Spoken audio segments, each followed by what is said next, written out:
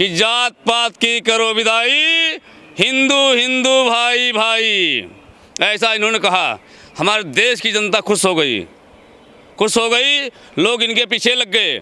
लेकिन कुछ दिन के बाद दादरपुर गांव में एक यादव कथावाचक की चुटिया काट दी गई। उस पर ना तो योगी जी बोले, ना मोदी जी बोले, ना कोई कार्रवाई की गई। अगर वो हिंदू की बात करते हैं तो जिस प्रकार से मंदिर में गुम्बद होती है उसी प्रकार से सनातन धर्म वालों की चुटिया होती है। लेकिन हिंदू नहीं, उस पर नहीं बोले इसलिए ना कि इनको जाति पात करना है। ये ऊपर से कहते जात पात की करो विदाई, लेकिन जाति पात मिटाना नहीं चाहते। ये सोचते हैं कि ऐसे करके लोगों को बहका करके अपना हिंदू राष्ट्र बनाओ, फिर इनको तालाब में पानी मत पीने दो। इनके ये जब चलें तो इनके आगे हांडी बांध दो, पीछे झाड़ू बांध दो, ऐसे चलते रहें। इनका काम ये है हिंदू राष्ट्र बनाने का, और कोई काम नहीं है। और दूसरी बात क्या कही थी? इन्होंने ये कही थी कि मैं तो बहुत दिन बाद आया हूँ, मैं विदेश गया हुआ था, लेकिन मैंने न्यूज़ में देखा कि किसी यादव भाई की चुटिया काट ली गई है। वो कथा कहने गए, गलत बात है। ये धीरेन्द्र जी की बयान है, वो भी बयान इनके हैं और ये भी बयान दोनों इन्हीं के हैं, मेरे बयान नहीं है। लेकिन उन्होंने अपनी जाति छुपा के आईडी बनाई और कथा कहने गए, तो ये भी गलत है। जब तुमने जात पात की विदाई कर दी पहले, तो बाद में जाति पात कहाँ से आ गई? मैं शास्त्री जी पूछना चाहता हूँ आपसे, बागेश्वर धाम सरकार से पूछना चाहता हूँ, ये कहाँ से आ गई जाति पात कहाँ से आ गई दोबारा? और उसके बाद फिर प्रोपोगंडा फैलाने चल गए। लोग सोचते जनता भूल जाएगी। एक भी जनता को मैं जगाता रहूँगा, जब तक न्यूज़ चैनल हमारे साथ लोग रहेंगे। लेकिन कुछ तो मीडिया जो है गोदी हो गई है, वो तो इसलिए उन्हीं का गुण गाएंगी। कुछ ही लोग हैं जो सच बताते हैं, सच दिखाते हैं। यात्रा में मुख्यमंत्री भी आ रहे हैं, सीएम मोहन यादव भी शामिल हुए। देखिए, एक तो सीएम मोहन जी को मैं क्या कहूँ, नेताओं को क्या कहूँ, वो तो है ही बीजेपी के जन धीरेन्द्र शास्त्री जी। लोगों को धर्म के नाम पर जोड़ते हैं और फिर कहते हैं उसी को वोट देना जो हिंदू राष्ट्र बनाए। हाँ, हिंदू राष्ट्र बनाओ, जात पात में मत बंटो, नहीं तो मारे जाओगे, काटे जाओगे। भड़काने का काम करते हैं, लड़ाने का काम करते हैं, अटकाने का काम करते हैं, भटकाने का काम करते हैं, ये काम करते हैं। ठीक है जी, कहते हैं अगर हिंदुओं को एकजुट कर रहे हैं तो हिंदुओं को एकजुट करें ना, लेकिन जाति पात की बात क्यों करते हैं? फिर हिंदुओं को मान लो जाति वो करते हैं, हम उसमें सहमत हैं। हिंदू नहीं हैं, हम सनातनीय हैं। वो नहीं, आप हिंदू की बात क्यों कर रहे हो? आप हिंदू की बात क्यों कर रहे हो भाई साहब?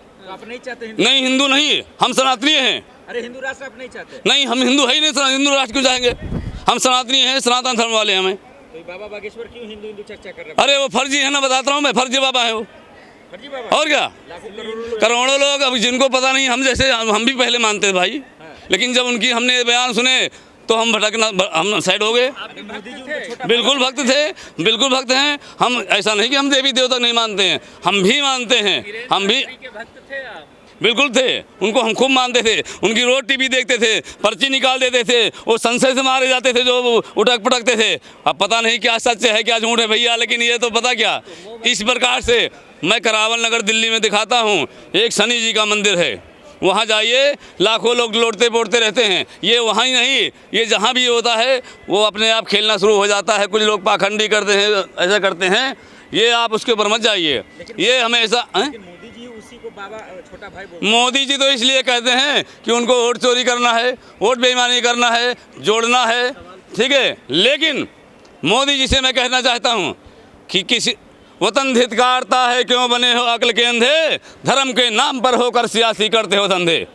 ऐसा काम मत करो धर्म के नाम पर। रोजगार बर्बाद करो, व्यापार बर्बाद करो, नौकरियों में बात करो। हमारे देश में 55% बच्चे युवा नौजवान बेरोजगार हैं, उनको रोजगार देने का काम आप नहीं करोगे। कहीं कोई बात होगी तो उल्टी सीधी बातें करोगे, आप लोगों को मन भटकाते हो धर्म के नाम पर, आस्था के नाम पर।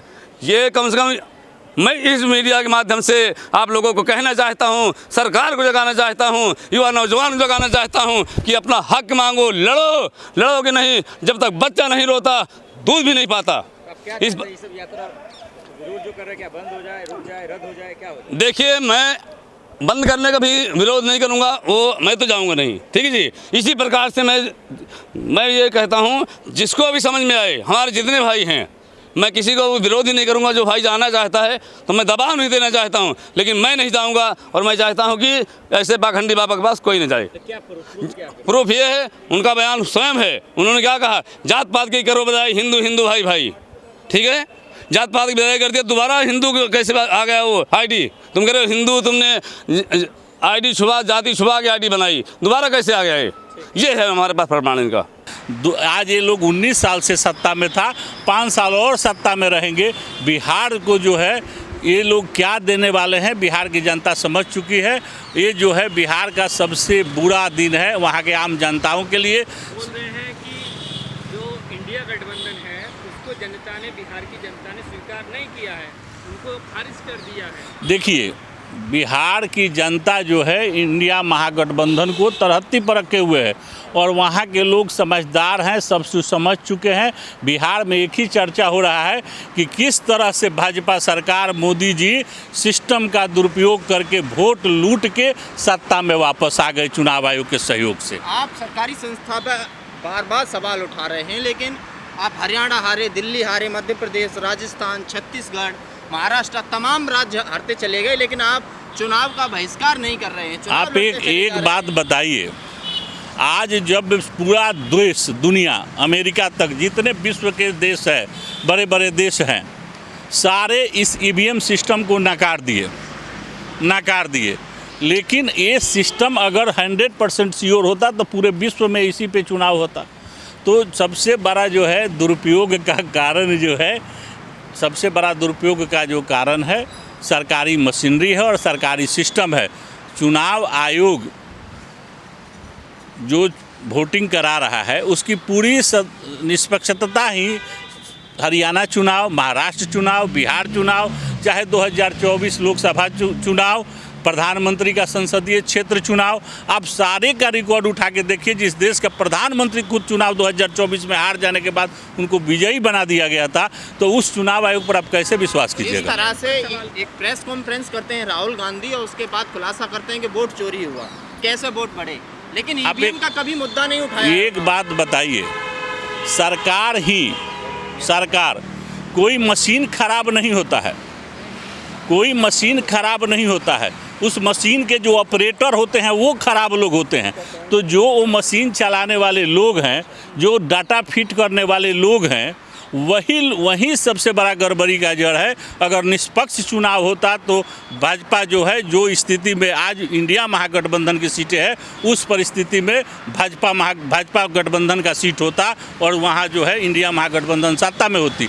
ये लोग चुनाव जीत के नहीं आए हैं, चोरी से चुनाव में आए हैं। बिहार की जनता सब समझ रही है कि जो वोट का परसेंटेज देख लीजिए, वोट का पोल देख लीजिए कि लाख लाख वोट लेकर वहाँ कैंडिडेट चुनाव हारे हुए हैं। आप लोग कह रहे हैं कि चुनाव वहाँ पर धांधली से हारे हैं, लेकिन आप देखेंगे कि जब चुनाव में वोटिंग की जब बात आती है या सीटों की बंटवारे की बात आती है तो आप लोग दलितों को सीट ही नहीं देते हैं। आप देखेंगे कि किस तरह से कांग्रेस पार्टी पे आरोप लगे। बट देखिए, वहाँ कांग्रेस पार्टी मात्र जितने सीटें पर चुनाव रखी थी उस सभी समाज को उसके हिस्सेदारी के अनुकूल सीट दी थी। आरोप तो लगे ना कांग्रेस। देखिए, आरोप लगा, हमारे पास जितना सीट था, जितनी व्यवस्थाएं थी, उसके अनुकूल सभी का सम्मान रखा गया। आप इस चुनाव में जो है वह मुद्दा नहीं है। मुद्दा देश में एक ही है कि वोट चोरी से ही सरकार बनी है, चाहे वो हरियाणा की सरकार हो या चाहे 2024 लोकसभा का चुनाव हो।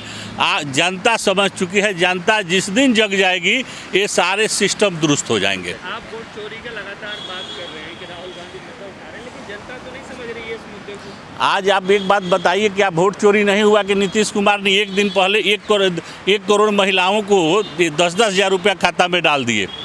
किसान निधि एक दिन पहले आपने डाल दिया। ये क्या हुआ? सरकारी तंत्र का दुरुपयोग तो ही हुआ। आप सरकार वोट चोरी का इससे बड़ा सबूत क्या होगा कि जब आप डायरेक्ट चुनाव से एक दिन पहले डायरेक्ट पैसा दे रहे हैं, इनडायरेक्ट में पैसा दे रहे हैं, तो ये तो वोट चोरी हुआ, मशीनरी का दुरुपयोग हुआ। चुनाव आयोग की निष्पक्षता को देखिए, किस तरह से वोट को काटा, किस तरह से कितने भाजपा के सांसद 6 महीना पहले लोकसभा का चुनाव वोट दिल्ली में दे रहे हैं और फिर जाके बिहार में दे रहे हैं। तो इस तरह की जो समस्याएं हैं, जब तक चुनाव आयोग निष्पक्ष नहीं होगा तब तक हम स्वतंत्र लोकतंत्र के विषय में नहीं सोच सकते हैं। 2014 से आए हर चुनाव में चुनाव आयोग जो है लोकतंत्र और वोट के अधिकारों का हनन कर रहा है। लूट की सरकार बनी हुई है, इसमें किसी का बहुमत होना न होना कोई मुद्दा नहीं है।